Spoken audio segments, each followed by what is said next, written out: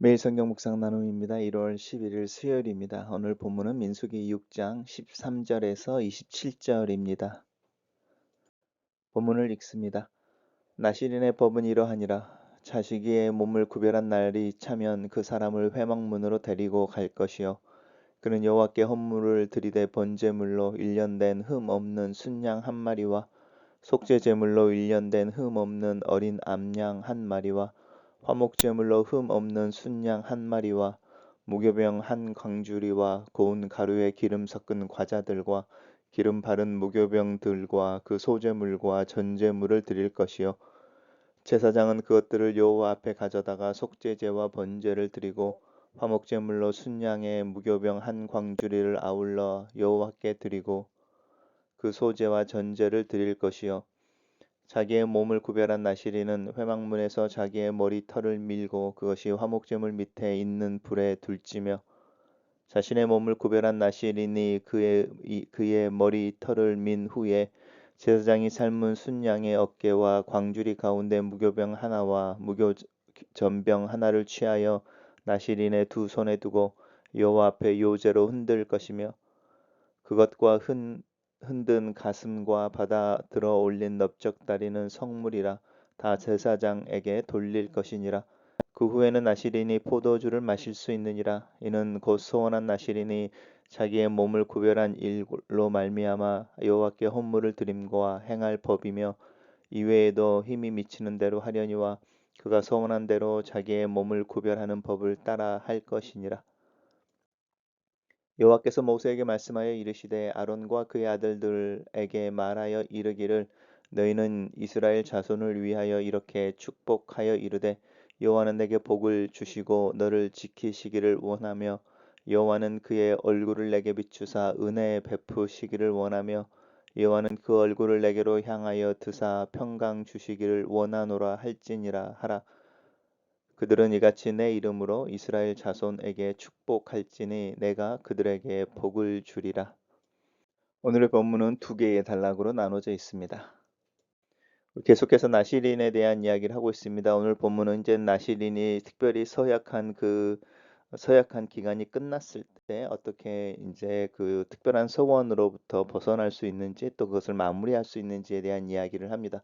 자기 몸을 구별한 날이 차면이라고 해서 이제 특별히 소원한 날이 끝났을 때에 그 사람은 하나님의 임재의 상징인 성막, 회막, 장막이라고 부르는 이 회막으로 가는 거죠. 그리고 그렇게 갈 때에 번제물을 준비해야 하고요. 또 속죄물을 준비합니다. 그리고 화목제물을 준비하죠. 그리고 무교병이라고 하는 이제 이스트 누룩을 섞지 않은 빵과 또 고운 가루에 기름을 섞은 과자들과 기름을 바른 무교전병들을 가지고 갑니다. 이 소제물이라고 하는 것은 이 무교병이라고 하는 이 가루로 만들어진 그 곡식으로 만들어진 제물들을 의미하는 것이고요. 이 전제물이라고 하는 것은 이제 불로 태우는 것인데 이제 고기 그 동물을 이야기하는 거죠. 그래서 이 번제물이라든지 속제물이라든지 화목제물이 이제 이 번제물에 속합니다. 그래서 따로 그 속제물과 번제물, 소제물과 번제물이 따로 있는 것이 아니고 앞에서 이제 이야기하는 내용을 크게 두 개로 다시 분류해서 소제물과 전제물이라고 나누는 부분입니다. 그래서 성경에서 소제, 전제라고 나올 때는 그게 이제 곡식이냐 아니면 동물이냐 이제 이렇게 나누시면 될 것 같습니다. 그래서 먼저 이제 그 제물을 가져다가 속죄제를 드리는 거고, 그다음 번제는 하나님 앞에 헌신하는 것이고, 화목 제물은 하나님께서 함께 하신 것에 대한 감사의 제사이고, 이 화목 제물로 드려진 제물은 온전히 다 태워 하나님께 올리는 것이 아니라 이것은 제사장들과 예배를 드리는 자들이 나누고 예배 드리는 자들은 자기의 몫을 혼자 먹는 것이 아니라 주변에 있는 가족과 또 이웃과 또 친척들과 함께 그 고기를 나눠 먹어서 화목 제사의 끝은 제사에 있는 것이 아니라 제사를 드리고 나서 자신에게 할당되어진 고기를 뭐 이틀 안에 다 먹는 그래서 남기지 않는 남기면은 이제 버려야 하는 이제 그 제사 이후의 나눔의 이 화목제라고 하는 부분에 포커스가 있습니다.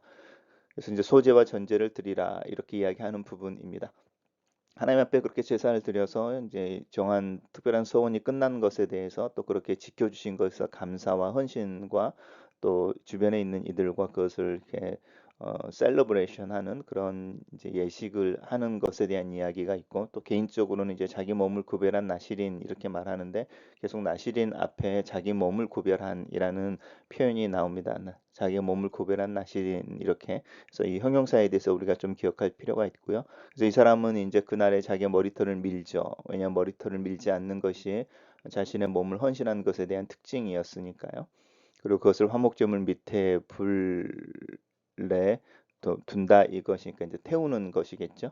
그리고 나서 이제 머리털 민 후에 제사장과 함께 제사장이 가져다 주는 이 화목제물과 또 무교병이라고 하는 소재의 내용을 가지고 이제 들고 있습니다. 그리고 그것을 이제 제사장이 요제로 한다는 것은, 이 요제라는 것 또한 이렇게 그 하나님 앞에 예배를 드리는 것인데, 제물을 위아래로 흔드는 것을 의미합니다. 그렇게 위아래로 흔들어서 하나님께 드리는 것이고, 그렇게 된 드린 이제 제물은 제사장들이 가져가고, 나머지 부분이 있죠. 이 넓적다리가 아닌 나머지 부분들은 제사드린 이 나시린이 가져가서 이 화목제물로 주변에 있는 이들과 나눠 먹겠죠. 그리고 그렇게 나눠 먹을 때는 잔치를 베푸는 것이니까, 그때 나시린에게 이제 비로소 포도주를 마시는 것이 허락되어집니다.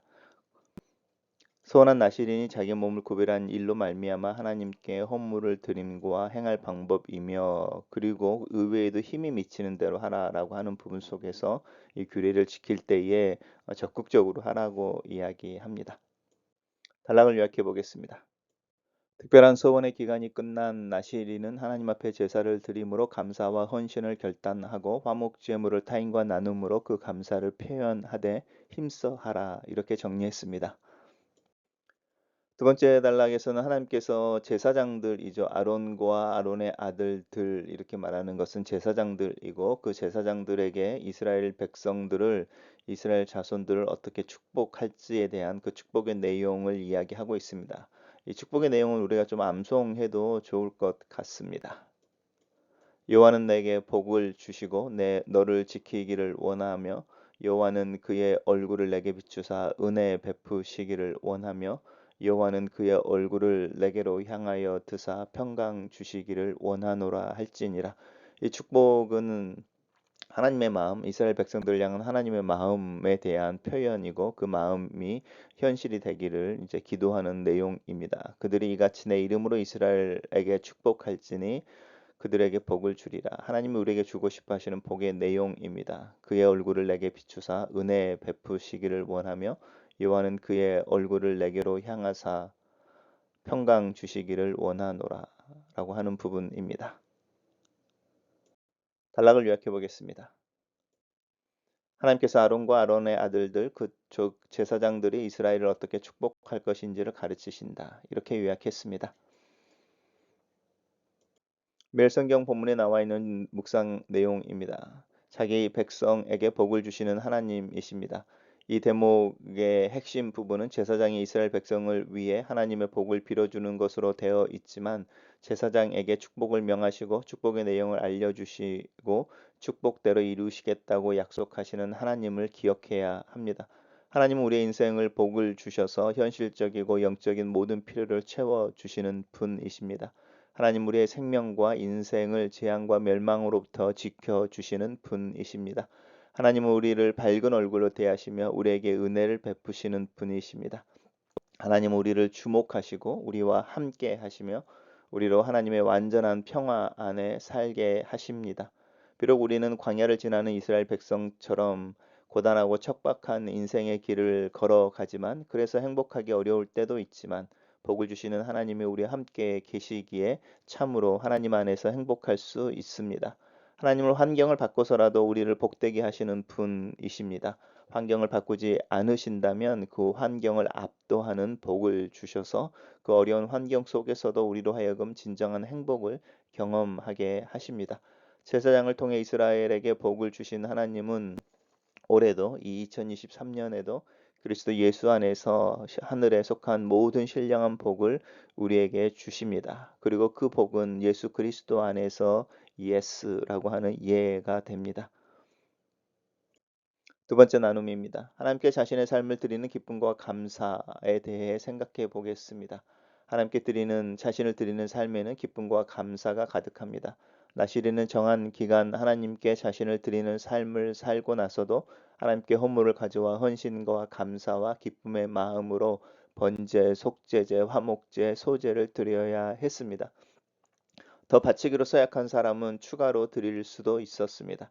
나시린이 소원을 다 이행하고도 하나님께 헌물을 드리는 이유는 자신을 하나님께 드리며 사는 것이 하나님을 위해 자기 삶을 희생하는 것이 아니라 하나님을 얻는, 하나님을 자신의 삶에서 경험하는 진정한 복임을 깨달았기 때문입니다. 나시린으로 사는 동안 그는 하나님으로 충만해졌기 때문에 감사하고 만족하는 마음으로 기꺼이 헌물을 드립니다. 자신을 온전히 함께 드리는데 주저하고 있진 않습니까? 그런 삶은 슬프고 괴로울 거라고 지레 짐작하지는 않습니까? 하지만 하나님의 약속을 믿고 자신의 삶을 하나님께 드릴 때에 나를 드림이 곧 하나님을 얻는 것임을 깨닫고 경험하게 될 것입니다. 글로 쓰는 기도입니다. 내 신앙의 삶과 예배를 통해 내 몸의 실천을 통해 드러나기를 기도합니다. 내가 그리스도인인 것이 내 종교 활동과 생활과 더불어 내 일상에서도 나타나게 도와주시옵소서.